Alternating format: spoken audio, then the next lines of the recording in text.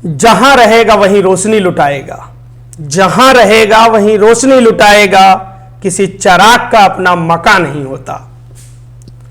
ऐसे सभी चिरागों को मैथ्स गुरु उदय सर का प्यार भरा नमस्कार। सेशन 2023 क्लास 12th का ये आज लास्ट लेक्चर है, कल आपका पेपर है और आज इस लेक्चर में हम लोग अवकल समीकरण यानी कि डिफरेंशियल इक्वेशन को देखेंगे। डिफरेंशियल इक्वेशन लगभग 8 नंबर या कई बार 10 नंबर, 8 से 10 मार्क्स का आपके एग्जाम में आता है। बहुत ध्यान से समझिएगा, यहां पे सारी चीजें क्लियर हो जाएंगी और आप 8 से 10 मार्क्स के लिए स्कोर कर पाएंगे। पहले समझते हैं अवकल समीकरण क्या होता है। तो देखिए अवकल समीकरण क्या होता है, स्वतंत्र चर जिसे हम x कहते हैं, परतंत्र चर जिसे y कहते हैं, और अवकलज या अवकल गुणांक जानते हो ना, d d x of y, d square y D x two, d cube y D x three. तो इन तीनों से जो युक्त समीकरण होगा वो क्या होगा, अवकल समीकरण कहलाएगा, है ना। अवकल गुणांक होना चाहिए, स्वतंत्र चर और परतंत्र चर। तो ये क्या होगा, अवकल गुणांक का होना कंपलसरी है कि होना चाहिए, ठीक है। स्वतंत्र चर और परतंत्र चर में कोई एक हो सकता है, तो ये क्या होगा, या सिर्फ अवकल गुणांक हो सकता है। तो ऐसा जो समीकरण होगा वो अवकल समीकरण के नाम से जाना जाएगा, डिफरेंशियल इक्वेशन के नाम से जाना जाएगा। अब पहले समझते हैं हम लोग कि कोई डिफरेंशियल इक्वेशन की कोटि क्या होती है, ऑर्डर क्या होता है। ऑर्डर क्या होता है, तो देखिएगा ऑर्डर क्या होता है, जो अधिकतम अवकलज गुणांक है, जो अधिकतम अवकल गुणांक है के क्रम को कोटि कहते हैं उस समीकरण की। जैसे यहां पे देखिएगा d square y D x two plus cos d d x of y plus y is equal to 0 दिया है। तो देखिए यहां पे एक बार डिफरेंशिएट किया गया है, यहां पे फर्स्ट डेरिवेटिव है और यहां पे सेकंड डेरिवेटिव है। तो फर्स्ट डेरिवेटिव को छोड़िए, हाईएस्ट डेरिवेटिव आपको ढूंढना है, अधिकतम अवकल गुणांक ढूंढना है, तो d square y D x two है। तो इसका जो ऑर्डर हुआ है ना, सेकंड डेरिवेटिव है ये, देखो d square y D x two, तो जो यही ऑर्डर हो जाएगा, ये ऑर्डर हो जाएगा। और अगर बात आती है डिग्री की, किसकी बात आती है, डिग्री की। जैसे यहां पे अगर हम बात करें तो देखिए d d x of y, तो ये डी वाई डी एक्स है और ये d square y D x two है। अब समझिए अधिकतम अवकल गुणांक क्या है, सेकंड डेरिवेटिव जो है वही अधिकतम है, तो इसकी जो घात होगी, है ना, इसकी घात नहीं, मैं इसकी ऑर्डर की बात कर रहा हूं ना, इसके ऑर्डर की बात कर रहा हूं, इस इक्वेशन के ऑर्डर की बात कर रहा हूं। तो इसका जो ऑर्डर होगा वो क्या होगा, इसका ऑर्डर होगा, ऑर्डर मतलब कोटि, है ना। तो इसकी जो कोटि होगी वो कितनी होगी, 2। अच्छा घात की बात करते हैं, अगर हमारे पास जो अवकल गुणांक होगा, अधिकतम अवकल गुणांक जो उसकी घात होगा, तो देखिए इसकी घात क्या है, 1 है ना, 1 है ना।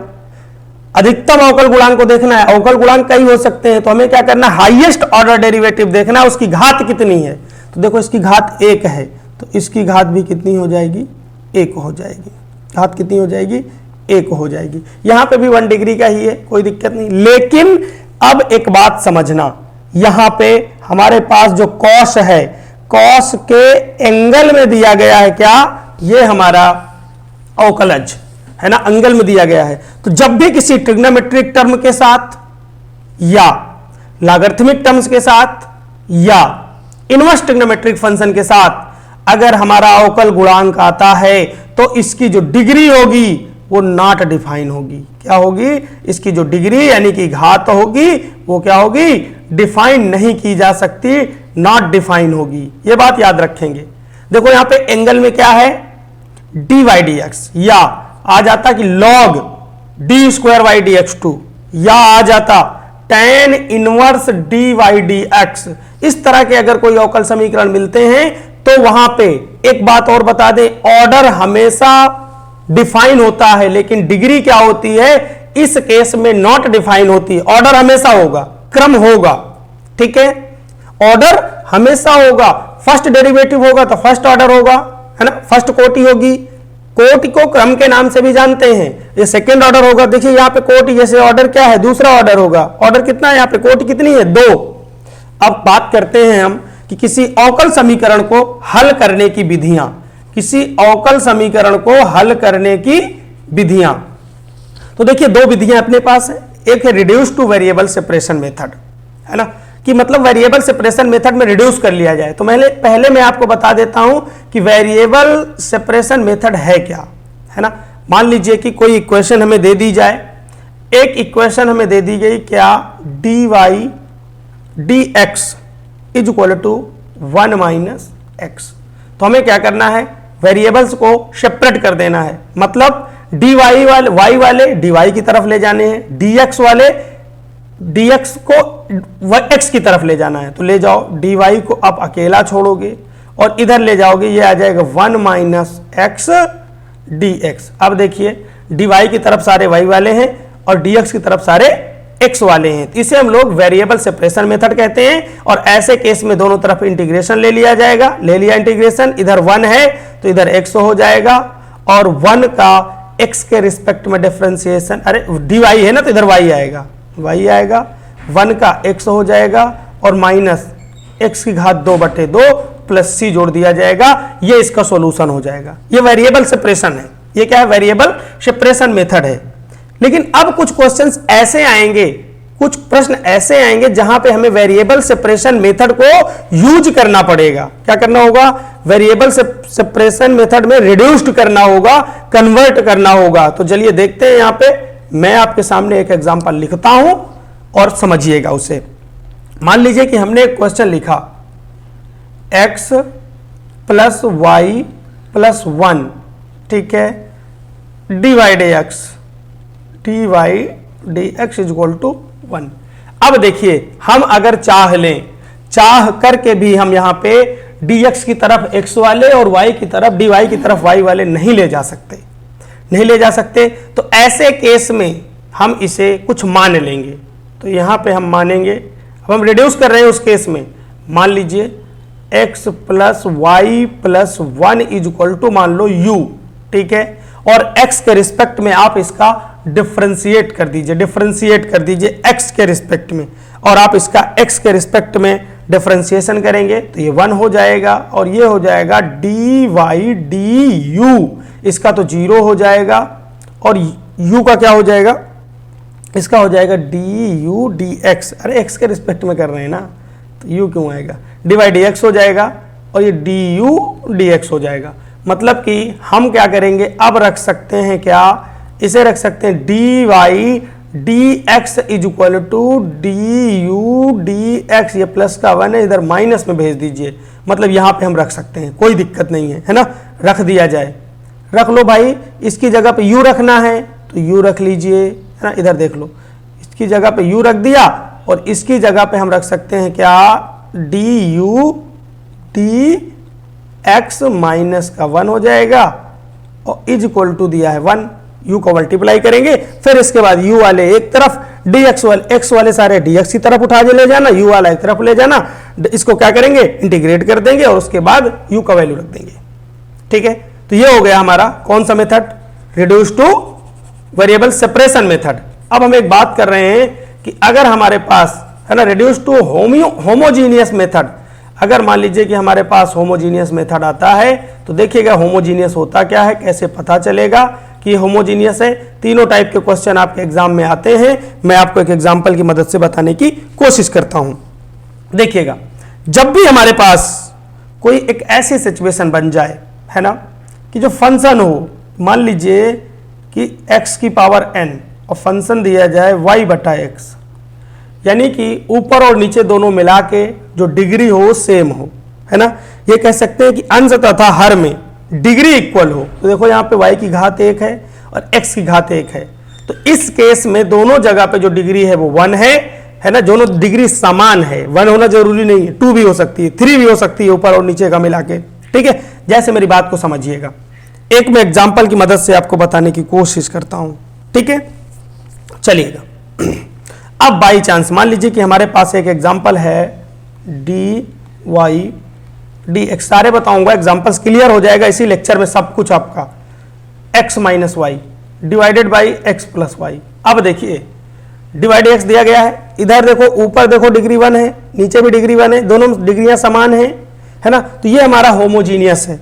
और होमोजीनियस को हल करने के लिए y की जगह पे vx रख देते हैं। क्या करेंगे, y इज इक्वल टू क्या रखेंगे, वी एक्स रख देंगे, ठीक है, y इक्वल टू क्या करेंगे, वी एक्स रख देंगे। आपने छोटा सा मोटा मोटा ये जान लिया है। इसके बाद हम लोग आगे बढ़ते हैं। थोड़ा सा एक फॉर्मेट है, पहले उसे समझना है कि अगर मान लीजिए बाई चांस इस फॉर्मेट में हमारी डिफरेंशियल इक्वेशन दी गई, किस फॉर्मेट में, इस फॉर्मेट में अगर हमारी डिफरेंशियल इक्वेशन दी जाती है dy dx plus p y equal to q, है ना, इस फॉर्मेट में अगर हमारा अवकल समीकरण है तो हम निकालेंगे इंटीग्रेशन फैक्टर। तो इंटीग्रेटिंग फैक्टर जो होगा वो क्या होगा, e की पावर इंटीग्रेशन p dx। देखो p आपके सामने है ना, y का जो गुणांक होगा वो p होगा। तो इंटीग्रेटिंग फैक्टर निकाल लिया, फिर इसका हल होता है y इंटू, इसे याद रखना है, ये दोनों चीजें याद रखने वाली हैं, ठीक है, ये दोनों चीजें याद रखने वाली हैं। y into integrating factor equal to q, ये है q into integrating factor dx, ठीक है, इंटीग्रेशन करके इसका इंटीग्रेशन कर देना है। इसके बाद अगर मान लीजिए कि इस फॉर्मेट में है हमारी अवकल समीकरण dx बटा dy, dx dy of x, dy of x प्लस px इक्वल टू q। तो यहां पे जो इंटीग्रेटिंग फैक्टर होगा वो होगा e की पावर इंटीग्रेशन p dy, और समीकरण का जो हल होता है वो क्या होता है, x into integrating factor is equal to q into integrating factor और dy, ठीक है, ये बात ध्यान रखेंगे। चलिएगा हम 1 बाय 1 प्रश्न करेंगे। अब देखिए यहां पे ये प्रश्न है, 5 नंबर का ये प्रश्न आया है आपके एग्जाम में, समझिएगा इसे। कह रहा है कि y dx अवकल समीकरण का व्यापक हल करना है, इसका हल करना है, हमको हल करेंगे, कोई दिक्कत नहीं। देखिए समझना आराम से, बहुत इंपॉर्टेंट क्वेश्चन है ये सारे। y dx minus x plus 2y square और ये है dy, ठीक है, इक्वल टू 0 दिया गया है, इक्वल 0 कर दिया हमने, कोई दिक्कत नहीं। अब फिर ये हो जाएगा y dx is equal to x plus 2y square और ये dy, भाई ये माइनस का था, पूरा टर्म हमने ट्रांसफर कर लिया। अब मेरे दिमाग में एक आइडिया आ रहा है ना, मैं इसे dx बटा dy की फॉर्म भी बना सकता हूं और dy बटे dx की फॉर्म बना सकता हूं। बस मुझे थोड़ी सी अंडरस्टैंडिंग होनी चाहिए कि क्या बनाना हमारे फायदेमंद की बात, फायदे के लिए होगा। तो देखो अगर हम dx यहां पे ले जाएं और इसको इधर ले जाएं तो कुछ कटेगा नहीं और कोई फॉर्मेट बनने के लिए तैयार नहीं हो पाएगा, कुछ बन नहीं पाएगा।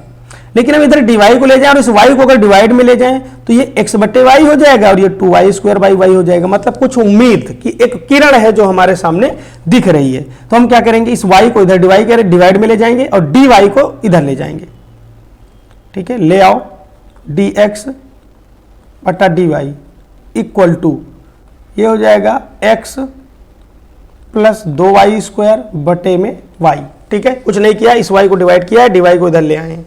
अब इस यहां से कुछ एक उम्मीद है हमको, है ना, एक उम्मीद है। चलिएगा ये क्या हो गया, ये हो गया dx बटा हो जाएगा dy इक्वल टू, देखो इधर 1 बटे y है ना, y अलग अलग बटे आएगा इंटू x, बीच में प्लस है, प्लस मारो, फिर कितना है 2y स्क्वायर बटा y से इसे काट दीजिए, 2y बचा वहां पे। x वाले को पूरा इधर ले आओ, इधर छोड़ दो उतना, बस अब फॉर्मेट बना रहे हैं वो वाली, है ना, हम ऐसा क्यों कर रहे हैं आपके सामने, फॉर्मेट माइनस 1 बटे y into x is equal to कितना 2y, ठीक है। अच्छा अब इसकी तुलना कर दो, इसकी आप तुलना करो, है ना, तुलना किससे करना है, तुलना करना है, इस फॉर्मेट को आपने पढ़ा है ना, dx बटा dy plus px is equal to q से तुलना करो। देखो x का जो गुणांक होगा वो p की वैल्यू होगी, तो यहां पे जो p का वैल्यू हो जाएगा वो माइनस का 1 बटा y हो जाएगा और q का जो वैल्यू हो जाएगा 2y हो जाएगा, ठीक है। p भी मिल गया, q भी मिल गया, दोनों चीजें हमको मिल चुकी हैं, p भी मिल गया और q भी मिल गया। अब हमें क्या करना है, तुरंत ही इंटीग्रेटिंग फैक्टर निकालना है। क्या निकालना है, integrating factor, IF integrating factor.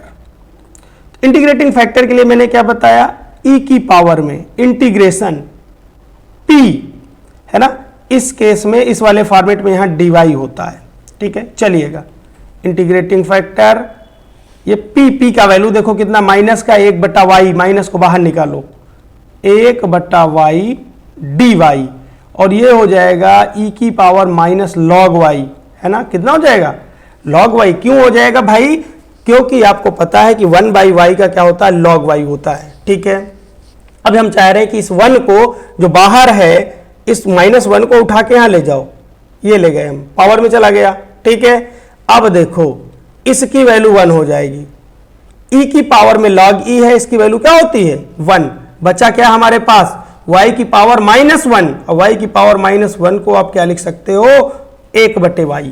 ठीक है, नीचे ले जाओगे पावर प्लस में आ जाएगी, यानी कि इंटीग्रेटिंग फैक्टर जो आ गया वो कितना आ गया 1/y, कितना आ गया 1/y। ठीक है, अब हमें पता है कि समीकरण का हल क्या होता है ना, समीकरण का हल, अवकल समीकरण का हल यहां पे लिखेंगे, अवकल समीकरण का हल। देखो तो अवकल समीकरण का आपने हल जाना क्या होता है भाई, इस केस में क्या होता है x into integrating factor is equal to, ये इंटीग्रेशन q इंटू होता है इंटीग्रेटिंग फैक्टर, और ये होता है यहां पे dy। ठीक है, x इंटू कितना हो जाएगा, ये x into integrating factor equal to कितना q इंटू if dy। ठीक है, चलिएगा अब देखो सारी वैल्यू रखते हैं यहां पे। इंटीग्रेटिंग फैक्टर कितना आया है, ये आ गया है इंटीग्रेटिंग फैक्टर, इस प्रश्न में हमारा जो आया है वो कितना आया, वो आ गया है -1/y, है ना, माइनस का 1/y। ठीक है, रख दीजिए यहाँ पे x इंटू माइनस का 1/y हो जाएगा, रख लीजिए अरे नहीं 1/y आया है, माइनस का कहाँ आया है, ये है 1/y आया है, इज इक्वल टू q का वैल्यू वहाँ है, ये है 2y। इंटीग्रेटिंग फैक्टर कितना है if 1/y, और ये dy, y से y कट जाएगा। ठीक है, ये आ जाएगा x/y इक्वल टू 2 बाहर 1 dy, है ना, 1 dy, x/y is equal to, देखो y के रिस्पेक्ट में 1 का इंटीग्रेशन करेंगे y आएगा, तो ये 2y + c हो जाएगा। ठीक है, c तो ऐड ही करना होता है। अच्छा, y का मल्टीप्लाई कर दो इधर, तो ये आ जाएगा x is equal to 2y² + cy, यही हमारा आंसर हो जाएगा। ठीक है, अगला प्रश्न देखेंगे, आगे वाला प्रश्न देखते हैं। यहां पे कह रहा है कि y is equal to a cos x + b sin x का अवकल समीकरण ज्ञात कीजिए। इसका हम अवकल समीकरण ज्ञात करेंगे, तो पहले हमें क्या करना है, इसे लिख लेना है ना। y इज इक्वल टू कितना दिया है, देखो यहाँ पे 2 स्वयंचर हैं हमारे पास, एक a है एक b है। स्वयंचर का मतलब ये होता है कि a और b का कोई भी मान रख दिया जाए वो एक्सेप्टेबल होगा, और ना तो a b पे डिपेंड होगा ना b a पे डिपेंड होगा। ठीक है, चलिएगा a cos x + b sin x, समीकरण कितना हो गया 1। ठीक है, समीकरण 1 हो गया। अब हमें क्या करना है, यहां लिखेंगे x के सापेक्ष दोनों ओर अवकलन करने पर, x के सापेक्ष दोनों ओर अवकलन करने पर, पहली बार फर्स्ट डेरिवेटिव है तो ये कितना हो जाएगा dy dx is equal to, अब देखो a तो बाहर हो जाएगा, cos x का कितना हो जाएगा, माइनस का sin x होता है तो -a sin x हो गया, प्लस b बाहर हो जाएगा, sin x का क्या होता है cos x, तो ये हो जाएगा b cos x। ठीक है, अब क्या करिए, पुनः x के सापेक्ष दोनों ओर अवकलन करने पर, तो ये कितना आ जाएगा d² dx2 is equal to minus का a sin x का क्या हो जाएगा cos हो जाएगा ना, फिर से कर रहे हैं, sin x का cos x हो गया, माइनस का ये हो जाएगा, देखो cos x का कितना है, माइनस का sin x होता तो माइनस हमने बाहर ले लिया, b sin x हो जाएगा। ठीक है, अब एक काम करो, माइनस यहाँ पे कॉमन ले लो, माइनस कॉमन लेंगे तो कितना आ जाएगा a cos x + b sin x। ठीक है, कितना d² dx2, तो ये हो जाएगा d square y D x two is equal to, देखो a cos x plus b sin x जो है y के बराबर है, तो यहाँ पे रख दिया जाए माइनस का y आ जाएगा। ठीक है, इधर ले लीजिए उसे, तो d square y D x two plus y equal to 0 is correct answer. ठीक है, ये यहाँ पे हमारा अवकल समीकरण मिल गया। और 1 नंबर का क्वेश्चन था, छोटा सा प्रश्न था, इसमें कोई टेक्निकल पॉइंट भी नहीं था, 2 बार सिर्फ डिफरेंशिएट करना था। ठीक है, चलिएगा दूसरा क्वेश्चन देखेंगे। 2 नंबर का प्रश्न है, 2 मार्क्स का पूछा गया है। यहां पे भी बहुत आसानी के साथ फॉर्मेट बनाएंगे हम। इक्वेशन दी गई है, क्या दी गई है, x dy dx plus 2y equal to y square, है ना, समझेंगे। देखो x ये दिया है dy dx plus 2y is equal to x की घात 2। ठीक है, अब एक काम करना है, हमें इस x को हटाना है ना, फॉर्मेट बनाना ना हमको, dy dx plus py is equal to q के फॉर्म में बनाना है। तो हम यहाँ पे x को क्या करेंगे, दोनों ओर x से भाग दे देंगे।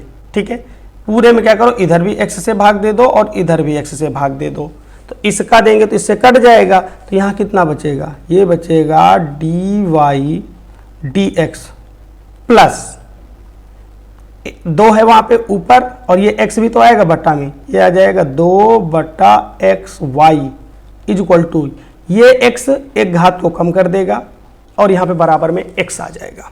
तुलना करो, है ना, तुलना करो। जब आप तुलना करोगे, है ना, की तुलना कर दो, किससे करना है तुलना, तुलना हमें करना है dy dx plus p y is equal to q से।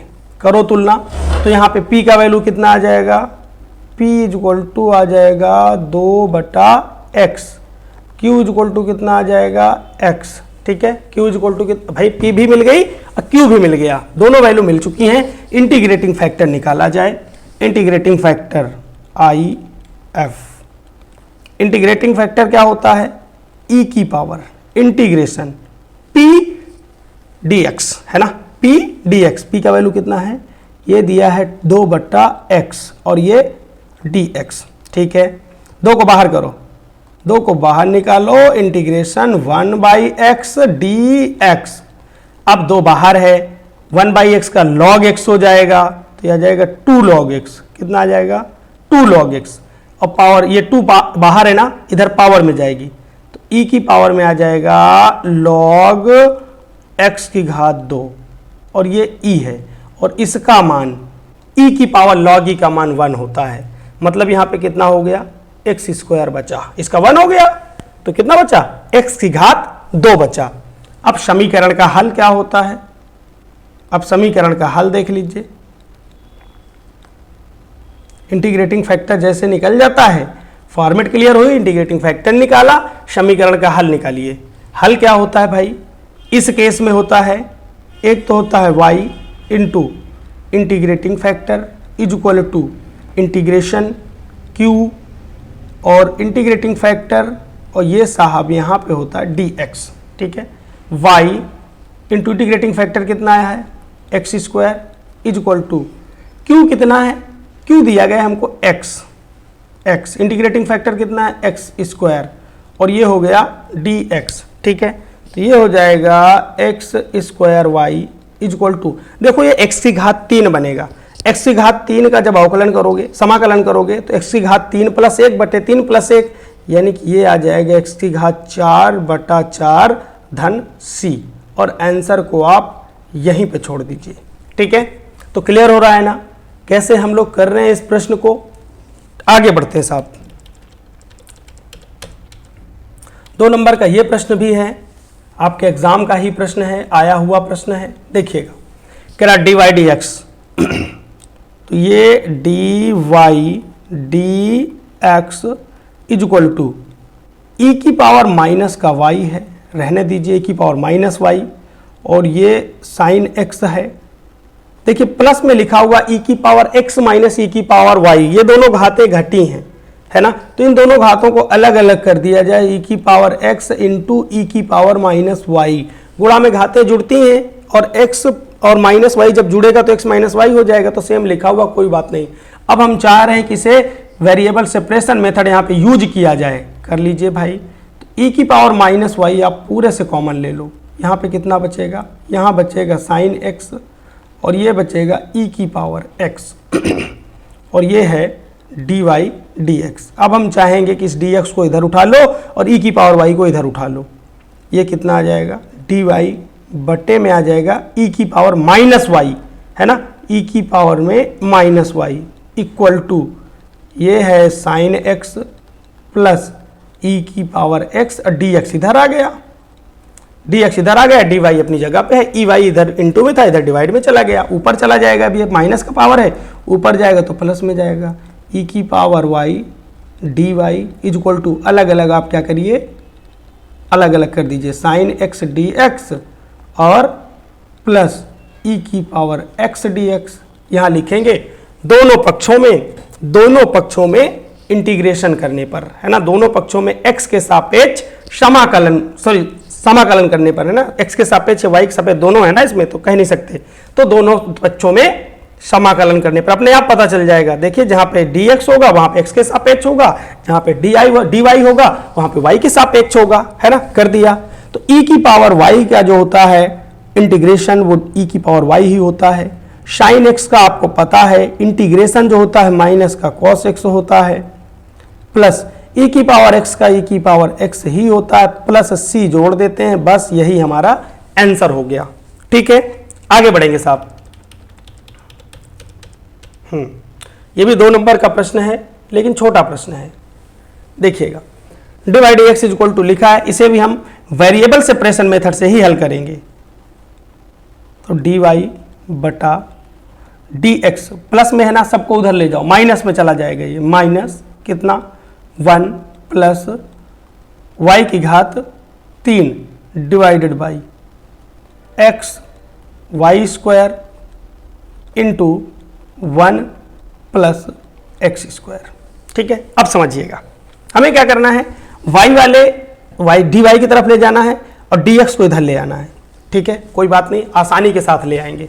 तो देखो इधर ये y इधर डिवाइड में है, इधर इनटू में जाएगा, यानी कि ये हो जाएगा y स्क्वायर, और ये क्या है, अंश में है, इधर हर में जाएगा, इधर आएगा तो, है ना, ये कितना आ जाएगा 1 प्लस y की घात 3 और साथ में क्या है dy is equal to, minus को वहीं रहने दीजिए, ये इधर dx ऊपर पहुंच जाएगा, dx ऊपर पहुंच गया, x अपनी जगह पे है, 1 प्लस एक्स स्क्वायर भी अपनी जगह पे है।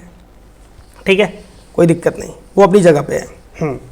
अब देखो हम दोनों तरफ इंटीग्रेट कर देंगे, बहुत आसानी के साथ कर देंगे। क्या करेंगे, दोनों पक्षों का समाकलन करने पर, दोनों ओर समाकलन करने पर, ये समाकलन लिया हमने और ये समाकलन ले लिया।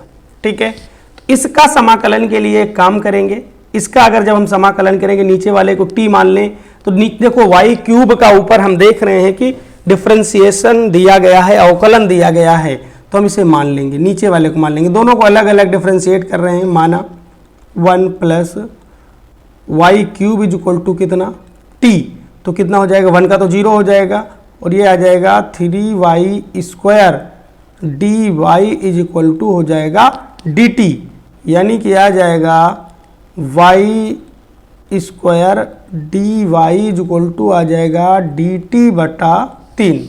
ठीक है, चलिए कर लेते हैं, y स्क्वायर dy की जगह क्या रखना है, dt बटा 3। तो देखो इस साइड का जो इंटीग्रेशन होगा, है ना, वो क्या हो जाएगा, वो हो जाएगा y स्क्वायर dy की जगह पर dt बटा 3 है, तो हम चाहते हैं 1 बटा 3 कॉमन ले लें, है ना, और ये t आ जाएगा, तो कितना हो जाएगा इक्वल टू, अभी उसका इक्वल में करेंगे आगे, हम इससे पहले कह दे रहे हैं 1 बटे 3 और ये log t हो जाएगा, t का वैल्यू रख दीजिए, log t आएगा, t का वैल्यू रख दीजिएगा 1 प्लस वाई क्यूब रख दिया हमने, इधर का हमने कर लिया है और इधर का समझ रहे हैं। अब देखो इधर हमें पार्शियल फ्रैक्शन यानी कि आंशिक भिन्न में तोड़ना पड़ेगा।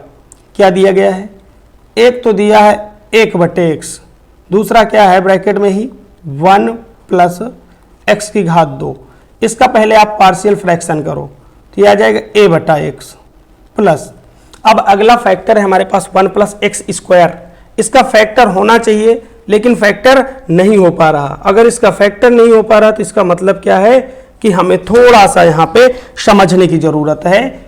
ये 1 प्लस एक्स स्क्वायर है तो हमें क्या करना होता है, बी एक्स प्लस सी एक नया कांस्टेंट जोड़ देते हैं, है ना। अगर इसके फैक्टर नहीं हो रहे तो क्या करेंगे, बी एक्स प्लस सी के रूप का बना देते हैं इसे 1 प्लस एक्स स्क्वायर, ठीक है। अब ये टूट जाएगा, कोई दिक्कत नहीं होगी।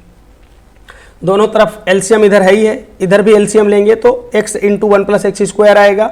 मतलब कहने का एलसीएम से एलसीएम कट जाएगा, इधर 1 बचेगा और इधर बचेगा a का मल्टीप्लाई इसके साथ हो जाएगा, यानी कि a into 1 plus x square हो जाएगा और x का मल्टीप्लाई इसके साथ होगा तो ये हो जाएगा बी एक्स स्क्वायर धन सी एक्स, ठीक है। ये 1 इज इक्वल टू आ जाएगा a plus A x square धन बी एक्स स्क्वायर धन सी एक्स, दोनों ओर एक्स स्क्वायर के गुणांकों, है ना, अचर पदों और x के गुणांकों की तुलना कर दी जाए।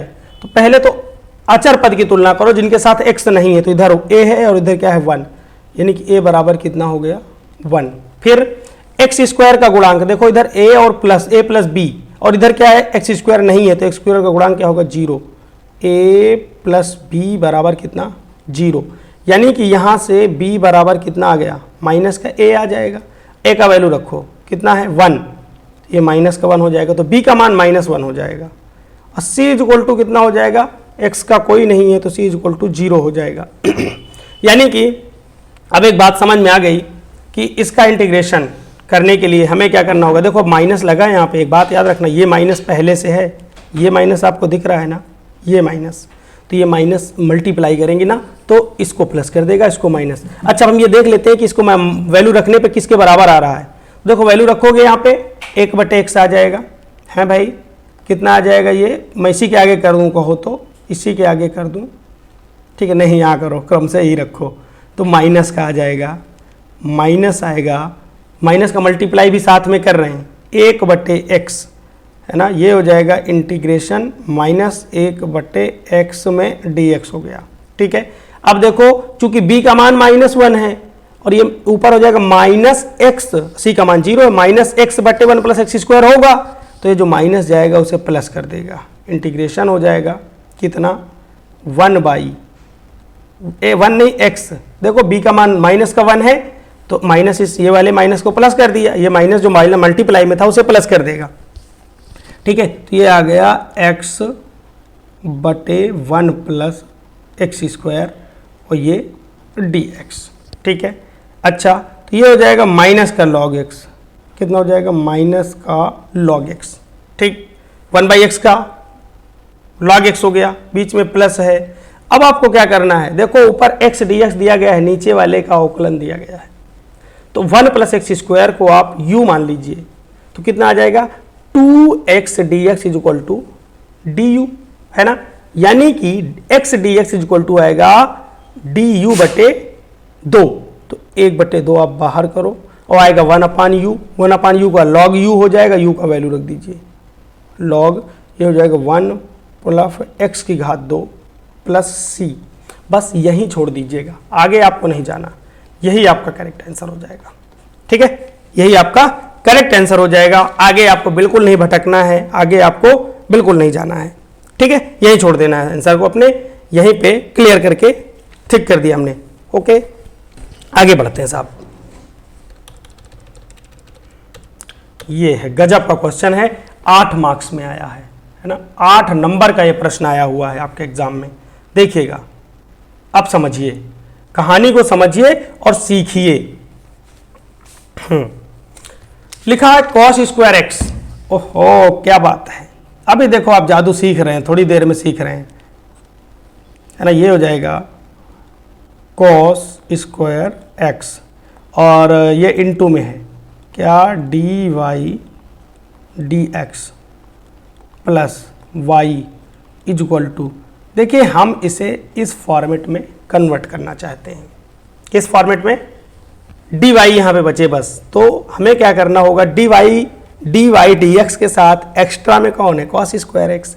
जो एक्स्ट्रा होता है उसको दोनों पक्षों में डिवाइड कर देते हैं। तो डिवाइड करोगे जब कॉस स्क्वायर एक्स थे तो यहाँ क्या बचेगा, यहाँ बचेगा d Y D x plus, अब यहाँ पे बटे में आएगा y बटे cos square x. 1/cos² x किसके बराबर होता है साहब, ये होता है sec square x into y is equal to, ये हो जाएगा tan x, अच्छा tan x तो ये हो गया, इंटू ये भी हो जाएगा क्या, sec स्क्वायर एक्स, बटे में आएगा cos स्क्वायर एक्स तो sec स्क्वायर एक्स से बना दीजिए, कोई दिक्कत नहीं है ना।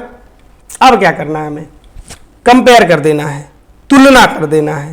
क्या करना है, तुलना कर देना है। कर दो तुलना, कर दीजिए तुलना।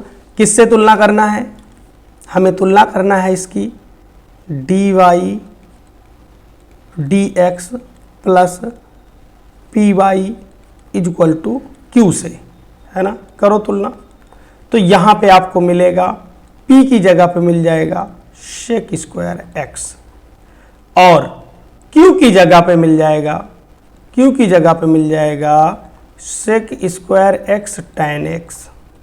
यही तो है sec square x tan x, ठीक है। ये मिल गया, p मिल गया, q मिल गया। जब आपको p और q मिल जाए तो आपकी नैतिक जिम्मेदारी बनती है कि आप इंटीग्रेटिंग फैक्टर निकाल लीजिए। तो इस फॉर्मेट में इंटीग्रेटिंग फैक्टर क्या होता है, e की पावर, है ना, e की power integration p dx, p का वैल्यू कितना है, sec square x, sec square x dx। अब देखो sec स्क्वायर एक्स का x के रिस्पेक्ट में समाकलन क्या होता है, tan x, तो e की पावर tan x आ गया हमारा इंटीग्रेटिंग फैक्टर। अब देखिए समीकरण का हल, है ना। अगर आपको स्पीड कम लग रही हो तो आप YouTube पे स्पीड बढ़ा सकते हैं, ठीक है। मैं इसे थोड़ा आराम से एक्सप्लेन करने की कोशिश करूंगा। चलिएगा, समीकरण का हल कितना हो जाएगा, y into I F is equal to क्या होता है, integration p into integrating factor, है ना, इंटीग्रेटिंग फैक्टर और साथ में कौन है, dx, कौन है, dx, ठीक है। चलिए y इंटू इंटीग्रेटिंग फैक्टर कितना है, e की पावर tan x, e की power tan x is equal to integration p रख दो, p कितना है, p दिया गया है sec square x, sec square x और कौन है साथ में tan x, integrating factor e की पावर tan x, e की पावर tan x और ये क्या हो गया साथ में dx। भैया इधर तो इंटीग्रेशन हो चुका है, इसका ही समझना है ना। तो यहाँ पे हम इसका इंटीग्रेशन करने के लिए थोड़ा सा मेहनत करेंगे, समझिएगा। मान लेंगे, माना क्या, इधर वाले को कर रहे हैं, माना tan x is equal to, नहीं e की पावर tan x को मानो, e की पावर tan x को अगर हम t मान लेंगे तो e की पावर tan x, बिल्कुल हाँ चलो e की पावर tan x और वो sec स्क्वायर एक्स, ये दोनों dt के साथ चले जाएंगे। तो e की पावर tan x का मानो, e की power tan x is equal to आप t मान लीजिए, तो कितना होगा भैया, तो पहले तो e की पावर x का वही होता है, वही हो जाएगा, e की पावर tan x ही हो गया, इनटू tan x का फिर से करोगे तो ये आ जाएगा sec स्क्वायर एक्स, है ना। कितना आ जाएगा, sec स्क्वायर एक्स, और ये कितना हो जाएगा, ये dx हो जाएगा, इक्वल टू किसके हो जाएगा, dt, है ना। अच्छा, लेकिन अपने पास दिक्कत आएगी थोड़ी सी, ठीक है, बात करके बता दो। एक काम करो, आप tan x को t मानो, ठीक है, सिर्फ tan x को t मानो, tan x को t मानो, तो कितना आ जाएगा, ये sec square x dx is equal to dt, sec square x dx is equal to हो जाएगा dt, ठीक है। आप समझिए, ठीक है, कितना आ जाएगा, y इंटू ई की पावर tan x, ई की power tan x equal to, देखो sec स्क्वायर एक्स और dx dt के साथ चला गया, tan x को आपने t माना है, बचा क्या है आपके पास इंटीग्रेशन में आपके पास बचा t इंटू ई की पावर t और dt, करो इंटीग्रेशन, है ना। अब देखिए क्या करते हैं हम, फर्स्ट को चुपचाप बाहर, सेकंड का समाकलन, तो फर्स्ट बाहर रहेगा, सेकंड का समाकलन वही आएगा e की power t minus integration first का अवकलन, तो t का अवकलन क्या होगा, t के रिस्पेक्ट में 1 हो जाएगा, इनटू और इसका समाकलन और ये dt, ठीक है, यह जाएगा t इनटू में e की पावर t माइनस समाकलन कितना हो जाएगा इसका e की पावर t का, e की पावर t ही हो जाएगा प्लस c हो जाएगा, दिया क्या गया है y इंटू ई की पावर tan x है, तो चाहो तो इसे भी अगर रखना चाहें तो tan x को आपने t माना तो पूरे में रख दो, कोई दिक्कत नहीं, ये रख दिया हमने e की पावर t। अब एक छोटा सा काम करें, e की पावर t यहाँ भी है, e की पावर t यहाँ भी है, e की पावर t यहाँ भी है, तो उधर से पूरे से कॉमन लो, जबरदस्ती कॉमन, जहाँ पे कॉमन नहीं होगा वहाँ से ऐसे निकालेंगे हवा में। देखो e की पावर t यहाँ से तो निकल जाएगा, यहाँ t बचेगा, यहाँ माइनस का 1 बचेगा और यहाँ डिवाइड में हो जाएगा, है ना, तो c के बटे में चला जाएगा e की पावर t, ठीक है। और यहाँ पे कितना दिया गया y इंटू ई की पावर t, ई की पावर t को e की पावर t से काट दीजिए, तो यहाँ पे आ गया y इज इक्वल टू कितना t minus 1 plus c into E की पावर माइनस टी, ई की पावर माइनस टी, और t का मान रख दो, कहाँ पे है t tan x है ना, y इज इक्वल टू कितना हो जाएगा tan x माइनस, है ना, माइनस का 1 है प्लस c इंटू ई की पावर माइनस का tan x, ई की पावर माइनस का tan x, ठीक है, और यही हमारा करेक्ट आंसर हो जाएगा। आगे बढ़ेंगे, नेक्स्ट क्वेश्चन देखेंगे। 8 नंबर का ये भी प्रश्न है, बहुत बेहतरीन प्रश्न है। dy dx is equal to दिया गया है cos x प्लस वाई, है ना। ऐसे केस में हमें क्या करना है, reduce two variable separation method, इसे हम पहले वेरिएबल सेपरेशन मेथड में रिड्यूस्ड करेंगे, है ना, कन्वर्ट करेंगे, देखते हैं। तो ऐसे केस में हमारे पास जो कबाब में हड्डी बन रहा है वो x प्लस वाई बन रहा है ना, तो हम क्या करेंगे, यहाँ पे मान लेंगे, माना x plus y is equal to t मान लिया। अब क्या करना है, हमें x के रिस्पेक्ट में दोनों ओर अवकलन करना है, ठीक है, क्या करना है, x के सापेक्ष दोनों ओर अवकलन करने पर, ठीक है, तो कितना आ जाएगा, ये इसका तो 1 हो जाएगा प्लस और इसका कितना हो जाएगा dy dx, अब है इज इक्वल टू, ठीक है, ये हो जाएगा dt dx, यानी कि हम ये कह सकते हैं यहाँ पे कि dy dx is equal to आ जाएगा dt dx माइनस का 1 हो जाएगा, ठीक है, ठीक है, कर दिया।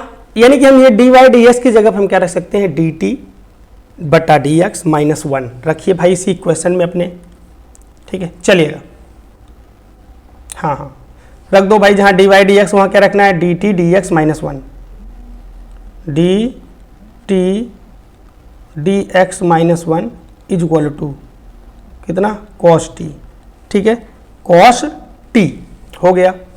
अब एक काम करो, 1 को उधर भेज दीजिए, तो ये आ जाएगा dt, अब है sir dx is equal to, ये कितना आ जाएगा, देखो माइनस का 1 इधर प्लस में चला जाएगा, तो 1 प्लस हो जाएगा cos t। अच्छा, इस cos t को हम चाह रहे हैं कि हाफ एंगल में तोड़ दिया जाए, 2 cos स्क्वायर t माइनस का 1, इससे काट दीजिए, कट गया एकदम साफ साफ, कोई दिक्कत नहीं। कितना बचा हमारे पास, बचा dt बटा dx is equal to 2 cos square t। अब एक काम करना है, t वालों को एक तरफ ले जाओ और dx को एक तरफ रख लो, ठीक है, dx इसके साथ दे दो, इधर ले जाओ t वाले टर्म्स को, तो ये आ जाएगा dt बटे में कितना 2 को वहीं रहने दो, 2 को वहीं रहने दो, यहाँ बस ले आओ इसको, cos square t is equal to 2 dx, ठीक है। देखो ये cos स्क्वायर t है ना, ये sec स्क्वायर t बन जाएगा, यह आ जाएगा sec square t dt is equal to 2 dx।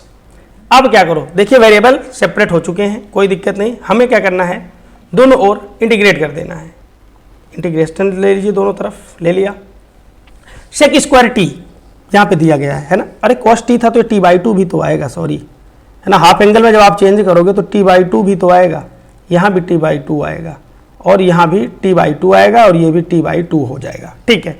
और ये हो जाएगा इसका tan x by two, tan x by to हो जाएगा और जो एंगल होगा उसे हम डिवाइड में ले लेते हैं, tan t by two, tan t by two, और जो गुणांक होता है t के साथ उसे भाग में ले लेते हैं, इज इक्वल टू कितना हो जाएगा, अब ये आ जाएगा, इंटीग्रेशन 2 को बाहर कर लोगे 2x आ जाएगा प्लस c आ जाएगा, तो ये कह सकते हैं कि ये हो जाएगा 2 tan t by two, t का वैल्यू कुछ है क्या, और t, हाँ x प्लस वाई, तो ये आ जाएगा 2 into x plus y by two, tan 2 tan x plus y by two is equal to 2x plus c, है ना, ये हो गया हमारा करेक्ट आंसर, यही हो जाएगा हमारा correct answer, tan x by two is equal to. अच्छा, ये 2 से परेशान नहीं होना, है ना, अगर आपको लगे कि इस 2 को हटाना चाहिए तो हटा दो, tan x plus y by two is equal to, देखो 2 हमने कॉमन लिया दोनों तरफ से, इधर आ जाएगा x आ जाएगा प्लस इधर c बाई टू आएगा, तो एक नया कांस्टेंट जनरेट कर लीजिए, बड़ा वाला c मान लीजिए, अब c बाई टू को आप बड़ा c मान लीजिए, ठीक है, यही हमारा आंसर हो गया, ठीक है, आगे बढ़ेंगे।